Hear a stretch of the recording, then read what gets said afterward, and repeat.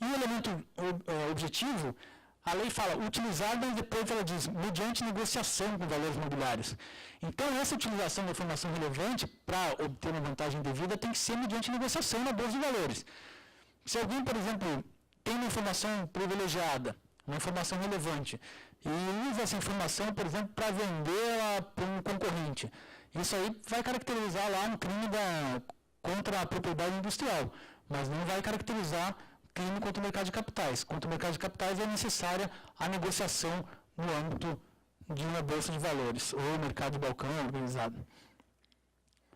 Bom, e o que é informação relevante? Esse é um elemento normativo que encontra a definição no âmbito infralegal. A Instrução Normativa 358 de 2002, no artigo 2º, ela conceitua a informação relevante. Ela diz que considera-se relevante qualquer decisão de acionista controlador, deliberação da Assembleia ou órgãos de administração, ou qualquer outro fato ou ato de caráter político-administrativo, técnico, negocial ou econômico-financeiro, ocorrido ou relacionado a esses negócios que possa influir de modo ponderável na cotação dos valores mobiliários, na decisão dos investidores de comprar, vender ou manter os valores mobiliários e na decisão dos investidores de exercer quaisquer direitos inerentes à condição de titular dos valores mobiliários. Então, vejam que é bastante amplo, são quaisquer atos que influenciem de alguma maneira na decisão do investidor, e o parágrafo único traz exemplos disso.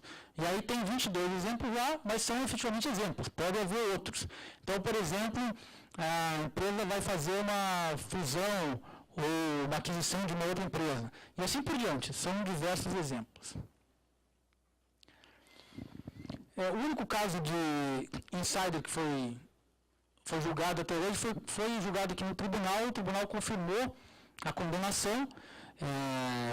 Esse caso houve recurso especial extraordinário para o STJ e para o Supremo, principalmente no que diz respeito à questão da competência, que não foi apreciada ainda, e o tribunal condenou, é aquele caso da Perdigão e da Sadia, em que o tribunal condenou um diretor de relação com investidores e um conselheiro de administração da Sadia. O caso era o seguinte, a Sadia ia fazer uma oferta pública de aquisição de ações da Perdigão. E eles, sabendo que, obviamente, uma oferta pública de aquisição das ações elevaria a cotação dos valores da Perdigão, eles não compraram ações da Perdigão, eles compraram ADRs da Perdigão na Bolsa de Nova York. A ADR é como se fosse um espelho da ação brasileira mantida na Bolsa de Nova York. Várias empresas no mundo fazem isso. Então, é um título que reflete uma ação que não é negociada na Bolsa de Nova York, eles negociam lá por meio de ADRs. E o TRF aqui condenou por essa utilização. E o interessante, entre outras questões dessa decisão, primeiro, confirmou a competência federal nesse julgado. Segundo, confirmou que se trata de crime formal, independe da obtenção de vantagem. Nesse caso, eles obtiveram vantagem, então a obtenção da vantagem pode ser utilizada na dosimetria da pena. Outra questão relevante foi essas questões que eu mencionei todas para vocês, do que é fato relevante. O tribunal considerou que o que se considera aplicável é a Instrução Normativa 358. Quanto à questão do sujeitativo, não havia muita dúvida, porque eles eram, de fato, pessoas que tinham dever de sigilo. E o interessante também foi a questão do dano moral coletivo. O Ministério Público havia pedido dano moral coletivo e o tribunal condenou os insiders ao pagamento de dano moral coletivo. Então, eles foram condenados à pena de prisão que foi substituída por prestação de serviços e por inabilitação para o exercício de cargos de administração em sociedades abertas, aplicou a multa de 1 a 3 vezes o valor da vantagem obtida e aplicou também um dano moral coletivo com base lá no artigo 386, né, que fala da condenação, da sentença condenatória, tem efeito também de fixar o valor mínimo de indenização e aplicou o dano moral coletivo. Bom, e aí, para finalizar, no novo Código Penal, o 367 agora passa a prever que o crime é utilizar informação relevante e não divulgada, de que tenha conhecimento que seja capaz de propiciar para si ou para outro vantagem devida, mediante negociação não imprópria de terceiro com valores mobiliários. Ou seja, agora o insider secundário, se passar, né, esse Código Penal, também será punido. Não vai ficar restrito mais ao insider primário, também o secundário será punido. E o parágrafo único prevê que incorre na mesma pena quem repassa informação sigilosa referente a fato relevante a que tem acesso em razão da função ou posição que ocupe. Vejam, hoje não está previsto isso. Vários ordenamentos, Portugal, por exemplo, Estados Unidos, criminalizam a conduta de quem simplesmente detém a informação e repassa. Hoje isso não está previsto. Hoje só o que é crime é utilizar essa informação. Se a pessoa repassa, isso não é crime, isso é infração administrativa. Passaria a ser, se for aprovado o Código Penal. Bom, eu sei que eu falei rápido, eu sei que esse tema é bem complexo, mas a minha ideia era principalmente passar para quem tem interesse profissional ou acadêmico em alguma dessas matérias, uma visão geral desses temas e agradeço a paciência de vocês e a atenção. Fico à disposição não só agora, mas para quem quiser, algum dos materiais que eu coloquei aí, ou discutir algum tema, me mandar um e-mail nesse e-mail que eu coloquei aí. Obrigado.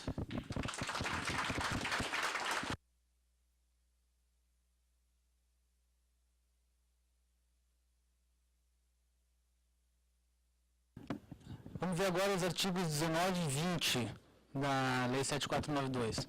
O artigo 19, ele se refere, na verdade, no direito comparado, essas condutas elas são tidas como dois tipos penais distintos. Então nós temos no caput, obter mediante fraude financiamento em instituição financeira. E o parágrafo único diz, a pena é aumentada de 1/3 se o crime é cometido em detrimento de uma instituição financeira oficial, e por instituição financeira oficial a doutrina interpreta a instituição financeira pública, ou por ela credenciada para o repasse de financiamento. Como eu disse, no direito comparado, se costuma se referir aí a dois tipos penais distintos, que são, na legislação de outros países, na Alemanha, por exemplo, nós temos a fraude em financiamento e a fraude em subvenção. Qual a diferença dessas duas figuras? A fraude em financiamento, ela se refere à obtenção de valores que são inerentes à própria instituição financeira, seja ela uma instituição financeira pública ou privada. E a fraude em subvenção, ela diz respeito a valores que são públicos, dinheiro público que é repassado pela instituição financeira para uma determinada finalidade específica. Então, por exemplo, essa parte final ali, credenciada para o repasse de financiamento, nós temos naqueles casos em que alguém usa dinheiro do BNDES, que é subsidiado, que tem juros menores, mas é repassado por um agente financeiro específico. Esse dinheiro do BNDES ele tem juros de 7% ao ano, juros que essa pessoa não conseguiria obter no mercado financeiro normal. Então ela frauda, simula que ela vai, normalmente por documentos falsos, que ela vai comprar máquinas e equipamentos e, na verdade, ela vai utilizar esse dinheiro, por exemplo, para aplicar no mercado financeiro. Agora, a fraude de financiamento, que seria a primeira figura, ela se refere a não dinheiro público, mas sim dinheiro da instituição financeira para uma finalidade qualquer. Vamos tratar disso mais especificamente. Então, a meu ver, e embora... E aí, quando eu falo de bens jurídicos distintos, aqui vocês entendem que eu estou falando da minha percepção. Na maior parte da doutrina, a gente vai ler o bem jurídico tutelado é sempre a rigidez do sistema financeiro e se aplica isso de uma maneira formal. A minha ideia aqui é trazer alguma reflexão a respeito da razão de ser desses tipos penais. Me parece que é possível identificar dois bens jurídicos distintos aí. Nós temos o patrimônio da instituição financeira, quando se trata de fraude e financiamento, e nós temos as políticas socioeconômicas estatais específicas, quando se trata de fraude e de subvenção.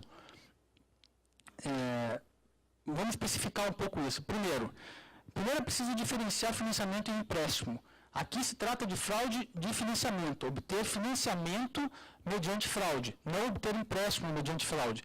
Qual a diferença? Isso está já tranquilo no âmbito jurisprudencial. Financiamento é o crédito obtido por alguma finalidade específica, qualquer que seja ela, mas há uma finalidade específica. Já no empréstimo, o dinheiro, não há nenhum estabelecimento contratual ou legal para qual é a finalidade que aquele dinheiro vai ser utilizado. Então, se eu pego dinheiro no cheque especial no banco, isso é empréstimo. Agora, se eu pego um financiamento para comprar um carro, isso é financiamento. Só que aí vejam que entra nesse âmbito uma gama enorme de condutas. Eu estava mencionando que a vara aqui, as varas especializadas aqui da capital, elas pegam o estado inteiro, exceto Campinas e Ribeirão. Campinas e Ribeirão, não só Campinas e Ribeirão, mas todas as cidades da subseção de Campinas e Ribeirão. Na prática, isso significa que nós temos, além de alguns processos enormes de gestão fraudulenta, de evasão de divisas, milhares de processos, milhares eu estou exagerando, mas centenas ou talvez dezenas de processos que são referentes à fraude de financiamento no interior. Então, se alguém usa um comprovante de renda falso do primo para comprar uma moto em Andradina, isso é o artigo 19, obtenção de financiamento mediante fraude, uma moto de R$ 5.500, esse processo é remetido para cá para que seja processado junto com esses outros processos.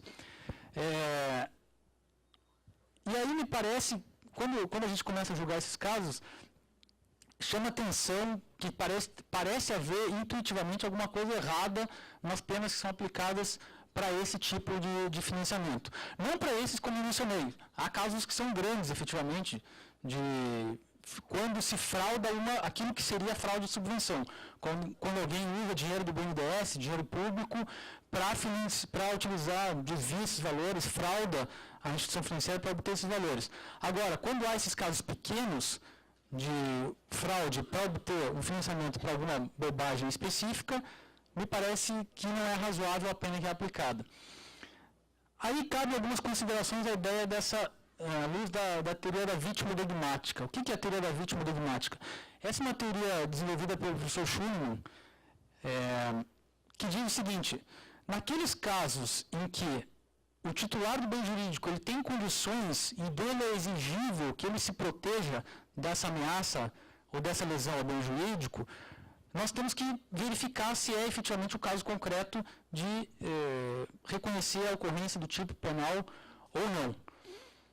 Então, claro que isso pode levar a algumas aberrações. Por exemplo, já houve quem defendesse que a mulher que se veste de uma maneira muito sensual, ela está contribuindo para o estupro, por exemplo. Mas não é isso, isso é distorção da teoria. O que eu estou falando aqui, nesse caso, me parece fazer sentido é o seguinte: quem é que tem mais condições de se proteger contra uma fraude? Um particular ou um banco? Me parece evidente que é um banco. O banco tem sistemas próprios para se proteger dessas fraudes.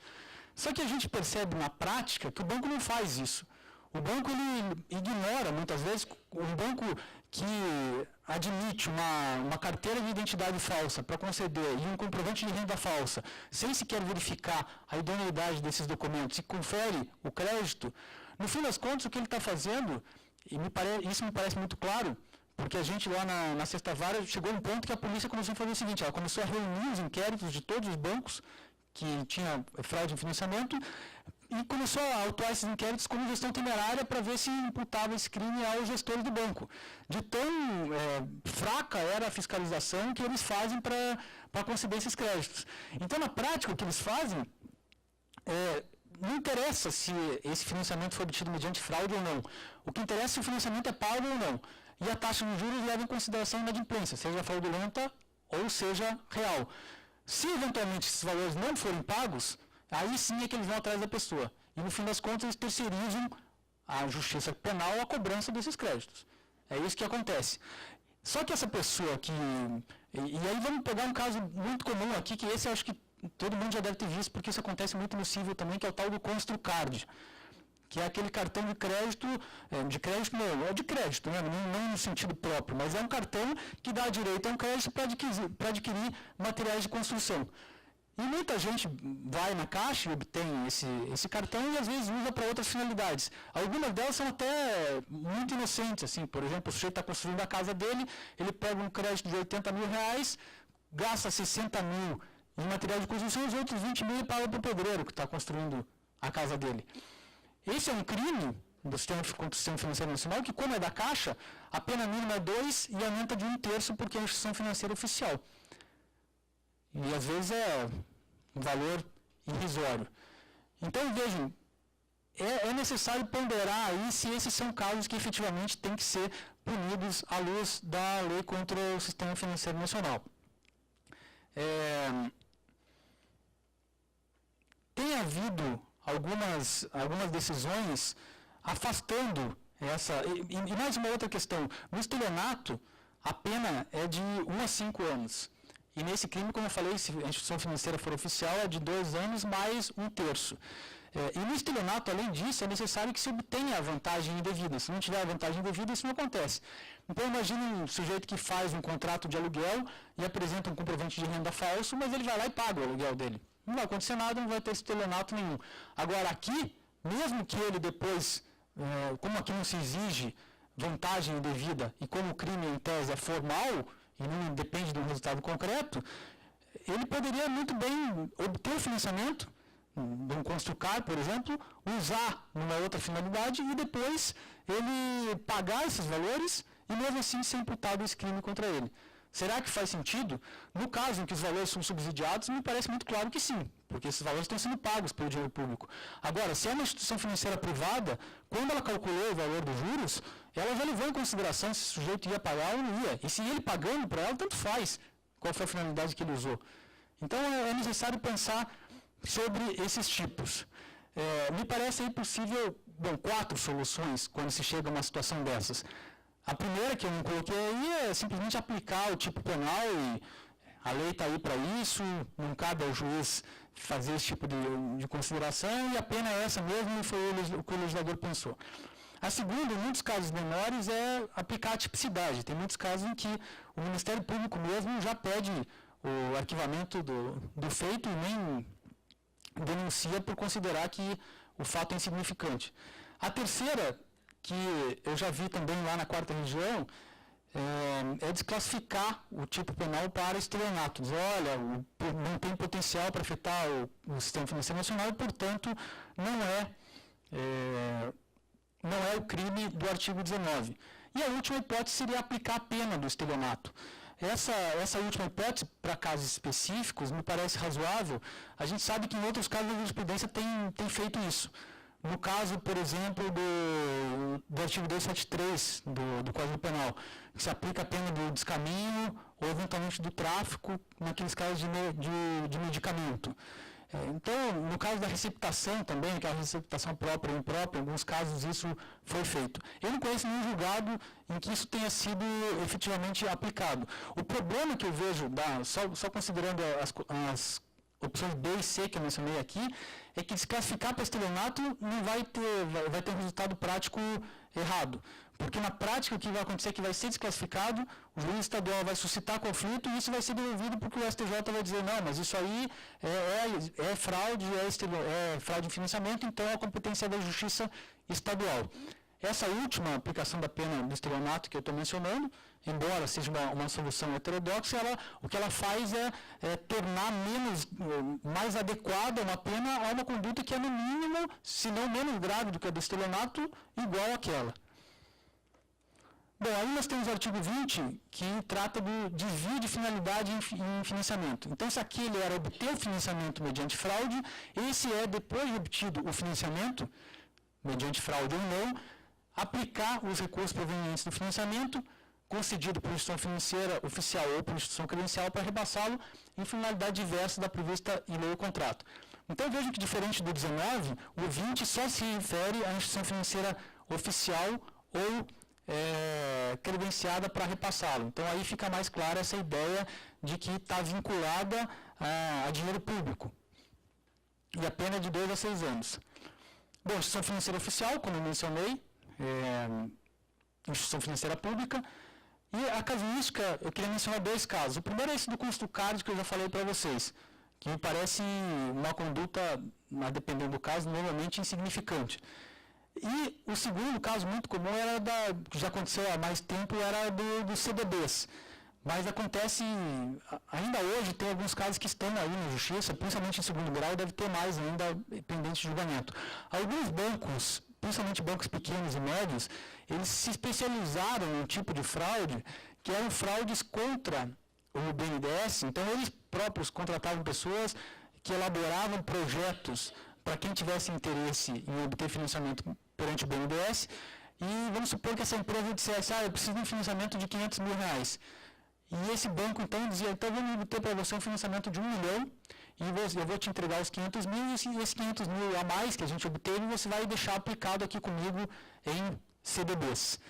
E aí, com isso, ele tinha um dinheiro subsidiado, com juros mais baixos, e utilizava esse dinheiro para rodar no mercado financeiro, ganhando um spread maior às custas do dinheiro público. Esse sim me parece um tipo de fraude bem característico para a aplicação desse tipo penal.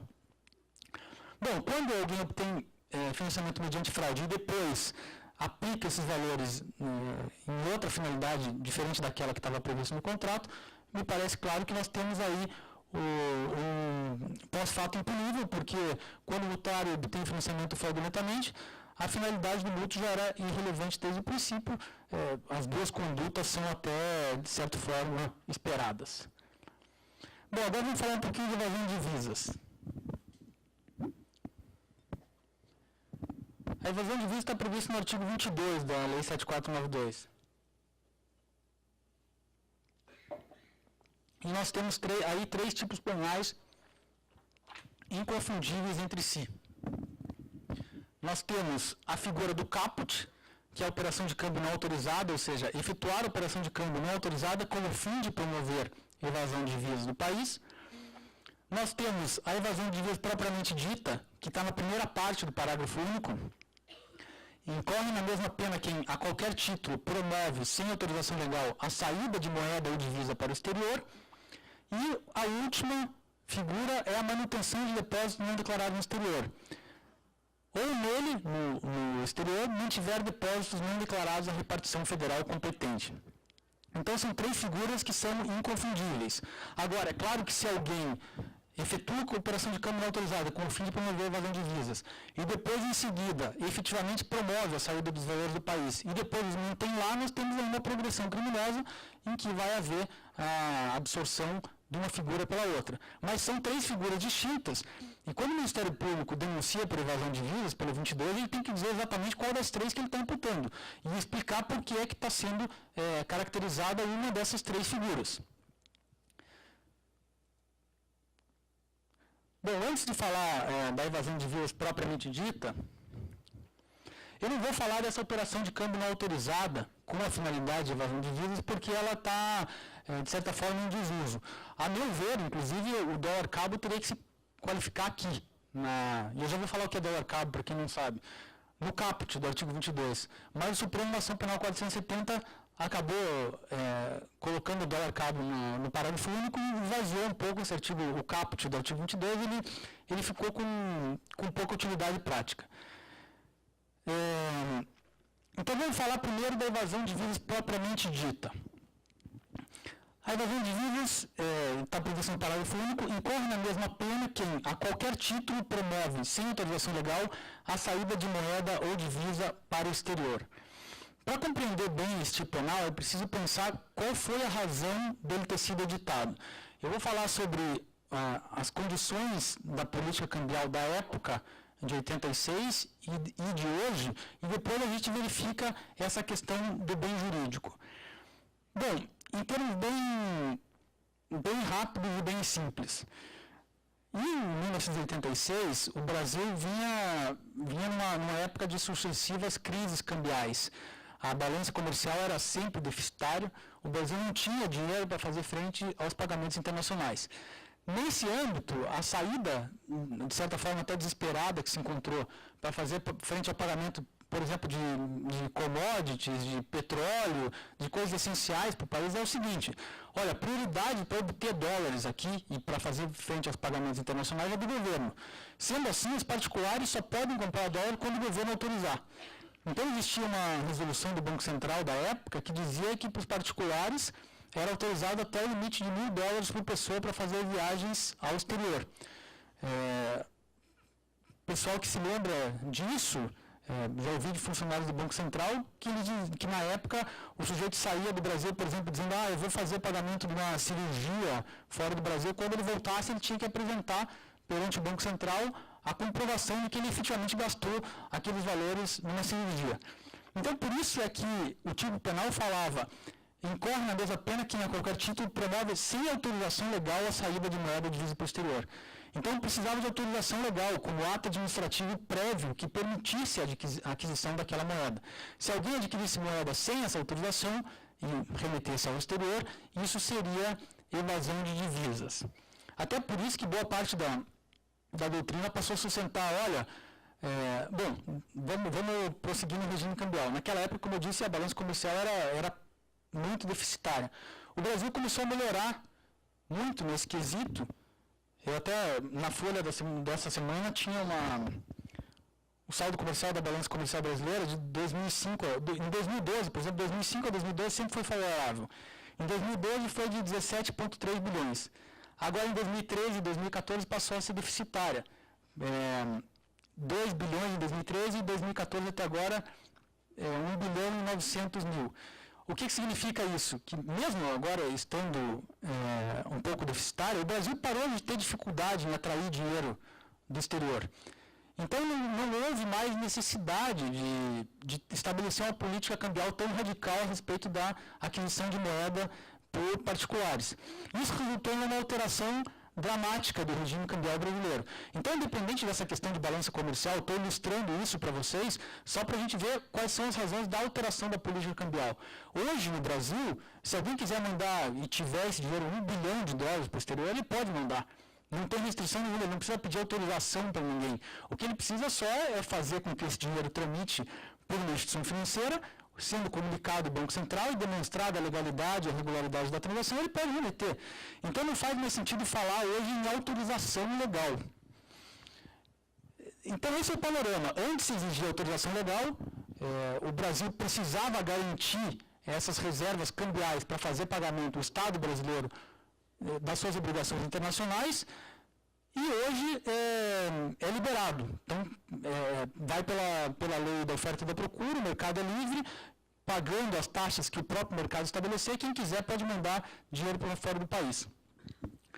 Aí parte da doutrina começa a dizer o seguinte, olha, se a ideia do tipo penal é a garantia de um nível adequado de reservas cambiais, ou seja, o equilíbrio, no fim das contas, o equilíbrio do balanço de pagamentos, esse tipo penal não tem mais razão de ser. E também não se exige mais autorização legal para remeter valores para fora do país. Então, não existe mais evasão de divisas. E esse argumento, desse ponto de vista, ele é corretíssimo. E nós vemos que a jurisprudência simplesmente ignora isso e continua dizendo, olha, o bem jurídico protegido é a garantia das reservas cambiais. Só que o Brasil não usa mais regime cambial, esse tipo de regime cambial para garantir reservas cambiais. Então, esse bem jurídico realmente não pode mais ser protegido por meio da evasão de divisas. Dizer isso é uma falácia. Se alguém quer defender que a evasão de divisas continua valendo no Brasil, tem que criar algum argumento próprio, alguma justificativa que não seja essa. A meu ver, ainda é possível sustentar a necessidade da evasão de divisas por outras razões. Eu acho que há um bem jurídico aí protegido que é o controle de legalidade dos fluxos de capital. Ou seja, uma forma, de certa forma, antecipada de impedir a lavagem de dinheiro. Existem outros países que praticam algumas condutas que são típicas de lavagem de dinheiro, independente de estar caracterizado ou não a lavagem de dinheiro naquele caso concreto, ela é considerada um fato criminoso. Nos Estados Unidos, por exemplo, vocês sabem que entre nós, os gerentes de banco, eles têm que comunicar transações bancárias superiores a R$10.000. Só que se eles não comunicam, em princípio não tem crime nenhum aí, se não for provada a lavagem de dinheiro naqueles termos que o Pedro Paulo mencionou, que é uma grande discussão. Mas supondo que não tenha lavagem de dinheiro nenhuma, o sujeito não comunica. Essa é uma operação que pode dar aso a uma possível lavagem de dinheiro porque ele deixou de comunicar. Mas não há um tipo penal específico para isso entre nós. Então vai ter aí, eventualmente, uma infração administrativa com multa aplicada pelo Banco Central ou pelo COAF. Agora, nos Estados Unidos isso é crime. Deixar de comunicar operações consideradas suspeitas nos termos da regulação bancária aplicável é por si só um crime antecipatório da lavagem de dinheiro. Me parece que é possível considerar a evasão de divisas dessa maneira. Ou seja, realizar essas transferências de maneira fraudulenta ou clandestina por meio de boleiros, por meio de importações fraudulentas, se justifica como crime porque é um caminho típico para a lavagem de dinheiro e para a prática de outros delitos. Mas dizer que se está protegendo a reserva cambial, a meu ver, não faz sentido. Inclusive, uma vez eu perguntei para o diretor de normas cambiais do Banco Central, olha, do ponto de vista do Banco Central, qual é a razão hoje da exigência dessas declarações e tal? Ele falou, para nós não interessa, nós olhamos o macro só, nós só queremos saber quanto dinheiro saiu daqui e quanto dinheiro entrou. Se esse sujeito mandou o dinheiro dele ou não, isso aí tem finalidade tributária, e aí vai ter um crime da 8137 e eventualmente lavagem de dinheiro. Mas do ponto de vista cambial, desde que nós liberamos a remessa de valores em qualquer valor, do ponto de vista cambial isso não tem relevância nenhuma. Então é preciso enfrentar essa questão de uma maneira mais racional e não ficar aplicando o tipo penal como se não houvesse nenhuma discussão relevante sobre o bem jurídico tutelado. Bom, o tipo penal fala incorre na mesma pena quem a qualquer título promove a saída de moeda ou divisa para o exterior. Tem-se entendido que isso significa promoção de saída tanto eletrônica quanto física. Para interpretar esse tipo penal, a gente tem que saber como é que é essa questão da autorização legal da saída de moeda ou divisa para o exterior. Não se exige mais autorização no sentido estrito do termo, no sentido de um ato administrativo prévio, mas há um procedimento próprio para a remessa de valores para o exterior. Então, a interpretação que me parece coerente hoje é que dizer que a evasão de divisas é dizer que houve uma saída de dinheiro do país que não tramitou pelo caminho regulamentado, ou então que tramitou pelo caminho regulamentado, mas tramitou de uma maneira fraudulenta pelo caminho regulamentado. E onde é que está essa regulamentação? No artigo 65 da Lei 9.095 de 99, 9.065 de 99, que é a Lei do Plano Real. Esse artigo 65 ele estabelece especificamente como é que vai ser feita, como é que é permitida a saída de dinheiro do país. Então, o ingresso no país e a saída do país de moeda nacional e estrangeira serão processados exclusivamente através de transferência bancária, cabendo ao estabelecimento bancário a perfeita identificação do cliente ou do beneficiário. Então, essa é a regra geral. Fora a saída física, que a gente vai ver depois, qualquer saída de dinheiro do país tem que ser feita pelo sistema bancário, com a identificação de quem está remetendo esses valores. Então, por exemplo, no dólar cabo, que a gente vai ver depois, no dólar cabo, o problema do dólar cabo é que não há identificação dos clientes. Vou já explicar o que é o dólar cabo. O dólar cabo é o seguinte, eu quero obter 100 mil dólares nos Estados Unidos, por exemplo. Então, ao invés de eu ir no banco aqui, no HSBC, aqui na Paulista, e falar com o meu gerente, preencher lá um contrato de câmbio, e explicar as razões, porque acima de 3 mil dólares tem que fazer contrato de câmbio, explicar as razões pelas quais você está remetendo esse dinheiro, e remeter para uma conta X, como é o meu nome, e essa informação chegar ao Banco Central de que eu efetivamente estou remetendo, eu procuro um doleiro, combino com o doleiro qual é a taxa de câmbio que ele vai me fazer, pago numa conta que ele me indica, eu entrego um dinheiro na mão dele, e ele que tem uma conta lá no exterior já com dinheiro, ou então que tem um doleiro amigo dele que opera lá nos Estados Unidos, eu falo para ele, olha, eu quero uma conta X, e ele então transfere o dinheiro de lá, da conta dele para outra. Nenhum dinheiro saiu daqui para lá, mas eu passei a ter uma disponibilidade de dinheiro que eu entreguei aqui em troca de uma disponibilidade de dinheiro que eu tenho lá. Essa foi uma das razões também que a parte da doutrina dizia, olha, mas o tipo penal fala em saída de dinheiro. E aí não houve saída de dinheiro, o dinheiro que estava aqui continua aqui, o dinheiro que está lá continua lá. Então, como é que se pode falar em saída de dinheiro? E do ponto de vista, se a gente considerar que o bem jurídico é de fato a manutenção das divisas, mais uma vez eles têm razão, porque as divisas brasileiras continuam existindo aqui. Não saiu o dinheiro daqui e não saiu o dinheiro de lá. O problema é justamente burlar o sistema de identificação da pessoa que está remetendo os valores. Fazendo um parênteses, conta CC5. As contas CC5, isso já agora já está ficando velho, mas nas contas CC5 o problema é justamente esse. As contas CC5 do tipo 3 eram contas mantidas por instituições financeiras estrangeiras numa agência brasileira. Assim que o dinheiro entrava na conta dessa instituição financeira estrangeira num banco brasileiro, segundo a regulamentação do Banco Central, aquilo ali era considerado como uma saída de dinheiro do país, porque ficava à disposição daquela pessoa para levar o dinheiro para fora. Qual que era o problema disso? O problema é que antes, quem que fazia a transferência para essa conta CC5? Um laranja. Então tinham pessoas que eram laranjas, que elas tinham uma conta no Brasil, em nome delas, essas contas recebiam 30 milhões de reais e a partir daí elas remetiam para a conta CC5. E era identificado que quem estava remetendo dinheiro para fora, ou seja, para a conta CC5, que era considerada fora do país, era uma pessoa que não tinha como justificar aqueles valores. Era assim que se remetia dinheiro naquela época. Depois que estourou o escândalo do Banestado, passou então, agora vamos usar outro caminho. E passou a ser principalmente o dólar cabo. Por que eu acho que isso, na verdade, se enquadrava na figura do caput? efetuar operação de câmbio não autorizada com o fim de promover a evasão de divisas do país. Bom, o fim de promover a evasão de divisas do país, a meu ver, é simplesmente ter disponibilidade fora. E a operação de câmbio não autorizada, se vocês pegarem, por exemplo, o CTN, que qualifica, classifica o que é a operação de câmbio, ele fala trocar a moeda ou ter a disponibilidade e o direito a essa moeda. Então, se você troca o dinheiro aqui por uma disponibilidade de dinheiro no exterior, isso é considerado, pelo nosso ordenamento jurídico, como uma operação de câmbio não autorizada.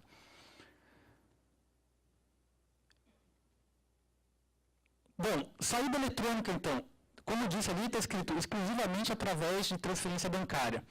E outra forma de fazer isso de uma maneira... Então, tem o dólar cabo. O dólar cabo, na ação penal 470, que é a do mensalão, o Supremo decidiu o seguinte: a materialização do delito de evasão de divisas prescinde da saída física de moeda do território nacional. Por conseguinte, mesmo aceitando-se a alegação de que os depósitos em conta no exterior teriam sido feitos mediante as chamadas operações dólar-cabo, aquele que efetua pagamento em reais no Brasil, com o objetivo de disponibilizar através do outro que recebeu tal pagamento o respectivo montante de moeda estrangeira no exterior, também incorre no ilícito de evasão de divisas. Caracterização do crime previsto no artigo 22, parágrafo único, primeira parte, que tipifica a conduta daquele que a qualquer título promove sem autorização legal a saída de moeda ou divisa para o exterior. E outra forma possível é a importação fraudulenta, que é o que teria sido utilizado na Operação Lava Jato. E eu coloquei SIC ali porque Lava Jato está errado, né? Lavar Jato esses nomes de operação da Polícia Federal. Lavar Jato é passar água num jato. O correto seria Lava a Jato. Mas nessa operação Lava Jato da Polícia Federal, segundo se diz lá, teriam havido importações fraudulentas. O que é isso? É uma maneira em que você tramita o dinheiro pelos canais oficiais, mas você dá uma justificativa falsa para aquela saída. Então, disse lá na acusação que o doleiro principal lá, ele utilizaria empresas de fachada dele, simulava contratos no exterior, e aí ele falava, olha, eu estou pagando isso aqui para importação de tinta. E aí ele remetia os valores por contrato de câmbio, antecipação de importação. E essas tintas nunca vinham.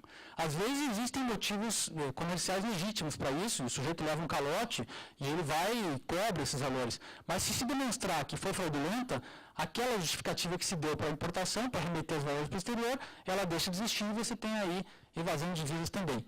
E aí outro caso comum é o dólar cabo. Bom, a gente está falando de saída eletrônica, mas também tem a possibilidade de saída física. A saída física de moeda do Brasil, hoje ela está prevista na Instrução Normativa da Receita, número 1059 de 2010. O fato de ela estar prevista em Instrução da Receita também é um pouco chamativo, né? Porque se a Receita que está fiscalizando, isso já indica uma proteção da questão tributária e menos da questão cambial. Bom, essa regulamentação da Receita, ela diz que quem porta mais de 10 mil reais pode sair com 10 milhões no bolso, se quiser, desde que declare previamente que está portando esses valores. Se não declarar que está portando esses valores, aí vai cometer também a evasão de divisas, porque está saindo sem autorização legal, de acordo com essa regulamentação. Acontece em alguns casos, a meu ver, isso aí não deveria nem ser tipo penal. Se o sujeito está saindo, por exemplo, teve uma mulher aí na Lava Jato também, que foi presa com 200 mil na calcinha, quando estava saindo por Guarulhos, e ela foi processada lá por evasão e por lavagem de dinheiro. A lavagem de dinheiro, tudo bem, ficou bem qualificado. A evasão também, eu tenho aplicado aqui, mas a meu ver não deveria continuar existindo esse tipo penal, porque bastaria, e já somando aqui, existe uma punição administrativa para isso já. A pessoa perde todo o dinheiro dela, que exceda 10 mil reais. Me parece que é razoável, que isso é suficiente para a punição desses casos, além, eventualmente, do crime tributário, da lavagem de dinheiro que podem estar aí previstas. E hoje isso está um pouco melhor também, a meu ver. Eu não sei se vocês já repararam, quando a gente sai por Guarulhos, hoje tem algumas placas dizendo, olha, você tem que declarar se você saiu do Brasil e tal. Mas até um tempo atrás isso era algo que praticamente não existia. Então é muito difícil você comprovar o dolo nesses casos. No mais das vezes, você ia levar em consideração quanto é que o sujeito estava levando, o que é que ele estava fazendo, mas já aconteceram casos que eram de uma gritante injustiça, no ver. Teve um caso que a gente teve lá na Sexta Vara, que aconteceu, acho que sexta-noite, e foi para o plantão. E o sujeito estava saindo de Guarulhos, ele tinha, não era muito dinheiro que ele tinha, acho que ele tinha uns 12 mil dólares, mais ou menos. Ele estava indo para, acho que era Punta del Este, e ele ia casar. O sujeito era um argentino que mora aqui, e ele ganhava um salário razoável, que justificaria que ele estivesse carregando esse dinheiro. Ou seja, ele tinha origem para esse dinheiro, embora o tipo penal não questione a origem dele. Enfim, o sujeito foi preso, rasparam o cabelo dele, ele perdeu o casamento, o juiz que estava de plantão considerou evasão de leis, isso é gravíssimo, botou uma pena alta para ele, ele foi sair só no domingo da cadeia. E provavelmente ele estava saindo realmente sem dólar, porque ele tinha efetivamente condições de demonstrar a origem daquele dinheiro. Então gera esse tipo de iniquidade. No caso dele, por ser argentino, talvez isso não tenha sido tão grave. Mas, falando sério, acontecem casos assim que chamam bastante atenção. Eu tive um caso que eu absolvi o sujeito por falta de dólar também, que ele foi no balcão da American Airlines, e na American Airlines os atendentes dizem, olha, quando o senhor chegar nos Estados Unidos, o senhor tem que dizer quanto é que o senhor está carregando em dinheiro. E ele preencheu lá, estava com isso no bolso, e ele foi preso aqui no Brasil, e a Receita disse, você não apresentou o comprovante que você estava levando esse dinheiro. Ele disse, não, mas eu estou aqui no bolso, vou apresentar lá nos Estados Unidos. Não, você tinha que ter apresentado aqui. E aí, fiquei convencido depois que, olha, se o sujeito estava com isso no bolso para apresentar lá, é porque provavelmente ele não sabia que ele tinha que apresentar essa declaração aqui. Depois, eu conversando com uma procuradora da República, ela tentou convencer as empresas aéreas que elas tinham que dizer para todo mundo que eles tinham que apresentar na hora de fazer o guichê, mas quando a regra é imposta para os americanos, eles obedecem. Quando a gente pede para eles fazerem alguma coisa, não, isso aí toma muito tempo no check-in, uma coisa a mais e tal. Aí eu pedi para ela ver se... Ela estava aqui em São Paulo, então não podia nem fazer recomendação para Guarulhos. Ela ia ver se movimentava lá, mas acabou não fazendo nada. Mas, enfim, alguns ofícios que eu encaminhei para a Receita para dizer, olha, coloquem placas, pelo menos, e tal, eles atenderam.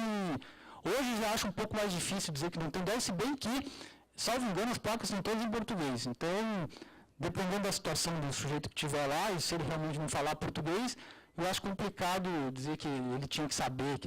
Em outros países, por exemplo, eu já vi na Alemanha, fica passando uma TVzinha, assim, o sujeito indo no guichê e fazendo uma declaração, mostrando dinheiro e tal. Poderia ser uma coisa mais didática nesse sentido para não ter injustiças. Bom, evasão de divisas propriamente dita. Pode ter concurso com sonegação fiscal? Aí realmente, como eu disse, se a intenção da lavagem de dinheiro a gente considerar que a questão da lavagem, da evasão de divisas é a questão de evitar antecipadamente a lavagem de dinheiro, não vejo por que não haveria concurso com a sonegação fiscal, considerando que a sonegação fiscal tem que ter a constituição definitiva do crédito, etc. E concurso com lavagem de dinheiro? Bom, concurso com lavagem de dinheiro aí já é um pouco mais complicado. Por quê? Porque a lavagem de dinheiro, ela exige uma infração penal antecedente.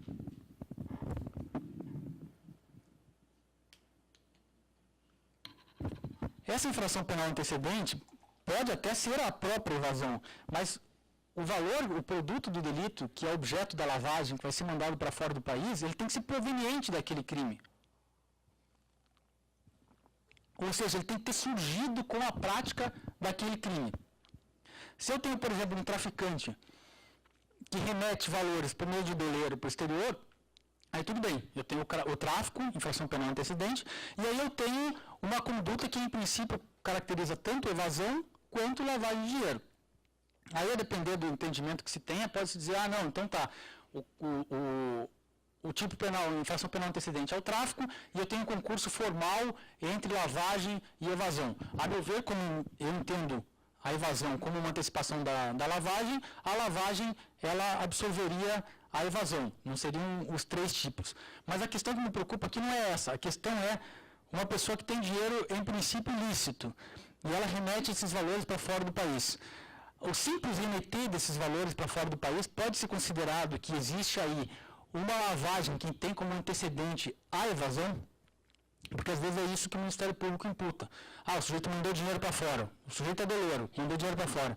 Então, como ele está mandando dinheiro para fora, ele tem evasão, aí tem o 16, porque ele é doleiro e está operando sem autorização, tem lavagem, e o crime antecedente é a própria evasão, e o 16, e tem também gestão fraudulenta, né? Que aí voltando para aquele tipo penal que eu falei antes. Então, isso quando não tem também associação criminosa. E aí o sujeito entra num balaio de imputações que colocam ele numa pena maior do que o do homicídio. Bom, nesse caso, me parece que não é possível falar em lavagem de dinheiro do valor da evasão, porque o valor que está sendo remetido é o próprio objeto da evasão, não é produto da evasão. Agora, se conseguir demonstrar que o dinheiro que está sendo lavado é o dinheiro do próprio doleiro, que é um caso mais específico, aí sim seria possível a lavagem de dinheiro. Eu tive um caso peculiar que eu menciono nessa revista do TRF3, é uma sentença que está publicada na edição 116, em que eram doleiros que já tinham sido condenados, então, por evasão de divisas, e essas pessoas tinham dinheiro no exterior. E aí elas queriam comprar, o Banco Itaú estava fazendo leilão de algumas agências próprias aqui, porque os bancos muitas vezes fazem isso, eles falam, olha, se eu vender esses imóveis, eu consigo, quando eu pagar o aluguel, essa despesa que eu pago no aluguel é despesa dedutível para fins de imposto de renda, eu vou me desfazer desses ativos. Eles fazem leilões e os investidores que têm interesse compram esses imóveis e recebem uma renda do aluguel. Eles pegaram esse dinheiro que estava fora do país e compraram 3 imóveis no Itaú, nesses leilões, por meio de umas transações assim, com meio de offshore, mandou o dinheiro para cá, aqui quem atuava era um laranja deles, com procuração da offshore que estava no exterior, e aí eles adquiriram esses imóveis. Aí sim, aí nesse caso me parece muito claro que o dinheiro que estava sendo lavado é o dinheiro dos próprios doleiros, que é o produto da evasão, ou seja, o dinheiro que eles ganharam cometendo a evasão, eles trouxeram e lavaram aqui. Agora, quando eles estão remetendo dinheiro dos clientes para fora, se não se conseguir diferenciar, olha, esse aqui é o dinheiro deles, que eles ganharam fazendo essas atividades ilícitas, me parece que não é possível falar em lavagem com evasão como antecedente. Bom, no novo Código Penal, se é que algum dia ele vai passar, né, dizem que com a eleição do Pedro Táxi para governador, que era o maior padrinho do código, esse código aí talvez nunca mais passe. Mas ele tem uma redação que é mais razoável para evasão. Ele diz o seguinte, ele vai enviar ou fazer sair do país moeda nacional ou estrangeira ou qualquer outro meio de pagamento ou instrumento de juros de crédito ou divisas em desacordo com a legislação aplicável ou promover a revalia da autoridade competente ou mediante fraude, transferência física ou escritural, contábil ou eletrônica de valores para o exterior ou do exterior para o território nacional, ou ainda realizar transferência de valores no exterior com a finalidade de compensação privada de créditos existentes em território nacional. Essa última figura aí seria o dólar cabo, que é a compensação entre créditos que está lá e compensação que está aqui. O interessante desse projeto é a conduta típica enviar ou fazer sair do país e depois ali para baixo, de valores para o exterior ou do exterior para o território nacional. Então vejam, eu concordo com isso, no sentido que não faz sentido que a gente tipifique só a saída de valores do Brasil dessa forma, nós temos que tipificar também a entrada. Se a gente tipifica só a saída, é porque nós estamos querendo manter divisas aqui. E manter divisas aqui não é mais uma finalidade desse tipo penal. Se nós queremos controlar a ilicitude desses capitais que entram, nós teríamos que tipificar também a entrada. Porque, caso contrário, nós, inclusive, acabamos atraindo capital sujo para o Brasil. Então, ou se tipifica tanto a entrada quanto a saída, se admite que o bem jurídico é o fluxo de dinheiro que entra e sai, ou então se continua sustentando que é só a saída e aí, provavelmente, com base nesse bem jurídico, manutenção das divisas do país que, como eu disse, a meu ver, não se sustenta mais.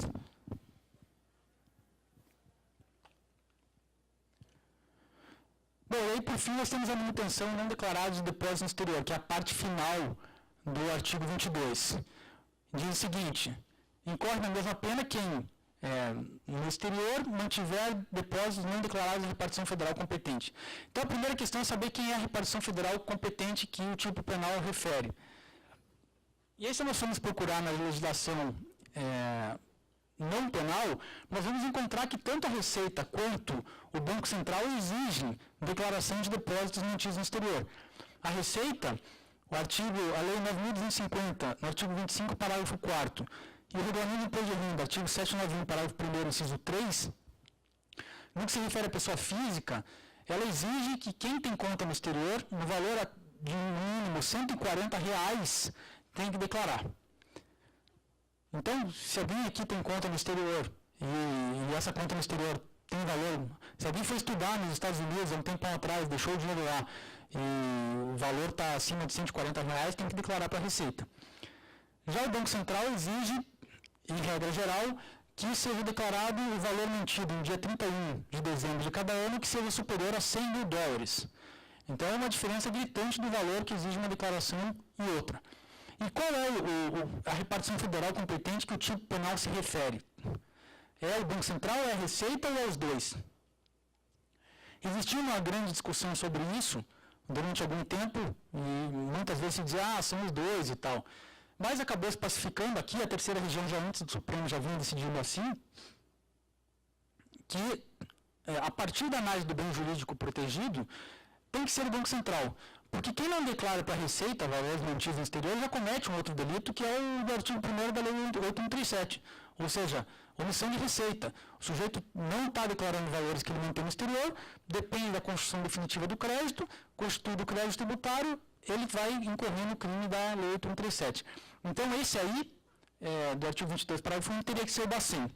E aí, se é o Bacen, nós temos que ir para a regulamentação do Bacen para saber quais são as condições de declaração. Porque se o Bacen não exige a declaração, não é possível que o tipo penal puna o sujeito. Inclusive, do ponto de vista prático, a pessoa que tentasse declarar para o Banco Central, olha, até porque essa declaração é feita online, e ela fala, olha, eu quero declarar aqui que eu tenho $50.000 no exterior. O Banco Central não aceita essa declaração, e ele não tem interesse em saber. A gente vai ver por que depois que o Banco Central exige essas declarações. Então, o Supremo acabou entendendo na Ação Penal 470 o seguinte: a manutenção ao ano de 2003 de conta no exterior, com um depósito em valor superior aos $100.000 americanos, previsto na circular tal e na circular tal do Bacen, não caracteriza o crime do 22, parágrafo único, segunda parte. Se o saldo mantido na conta era, em 31/12 de 2003 e 31/12 de 2004, inferior a $100.000, o que dispensa o titular de declarar ao Banco Central os depósitos existentes. Ou seja, para o Banco Central, o que interessa é o valor que o sujeito tem no dia 31 de cada ano. Não interessa quanto ele tinha antes, não interessa quanto ele tem depois. O que interessa para ele é a fotografia que consta lá. Se vocês assistirem a sessão de julgamento da Ação Penal 470, é até curioso, porque o ministro Joaquim Barbosa estava muito bravo com o fato de absolver essas pessoas. Porque, nesse caso é o caso do Duda Mendonça. O Duda Mendonça, durante o ano, ele teve quase $1 milhão nessa conta. E mais para perto de novembro, ele tirou o dinheiro e no dia 31 ele, de fato, não tinha mais dinheiro nessa conta. E o Joaquim Barbosa dizia, olha, é um absurdo, não estou falando de pouco dinheiro, tinha muito dinheiro nessa conta. Essa conta tinha muito dinheiro e agora não tem nada. Então, o Banco Central não podia exigir só $100.000, não podia exigir só no dia 31. Aí o ministro Marco Aurélio dizia, é um absurdo o Banco Central querer regulamentar a norma penal, como é que vai limitar a norma penal? Bom, primeiro que isso acontece em várias normas, né? Na lei de drogas, a mesma coisa a gente dizer, como é que pode a portaria lá do Ministério da Saúde dizer que isso aí não é droga?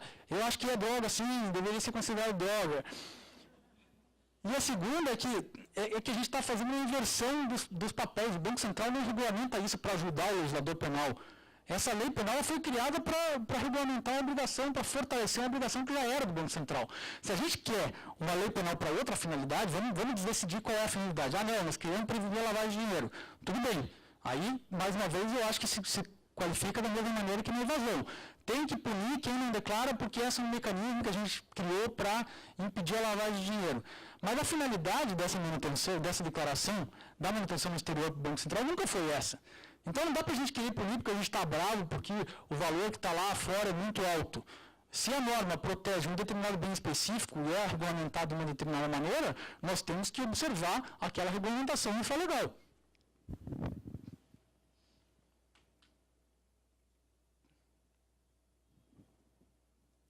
Bom, no novo Código Penal parece que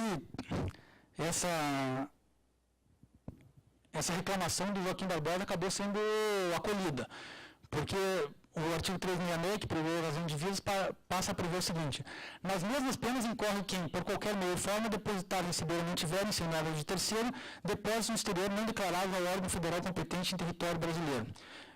E aqui nós já temos um problema, porque fala em órgão federal provavelmente vai ser a Receita, porque o Banco Central é uma autarquia. Antes falava de repartição federal competente, então poderia ser um ou outro, porque repartição não é um termo técnico, mas órgão, em princípio, seria a Receita. Ou então algum outro que se queira pensar.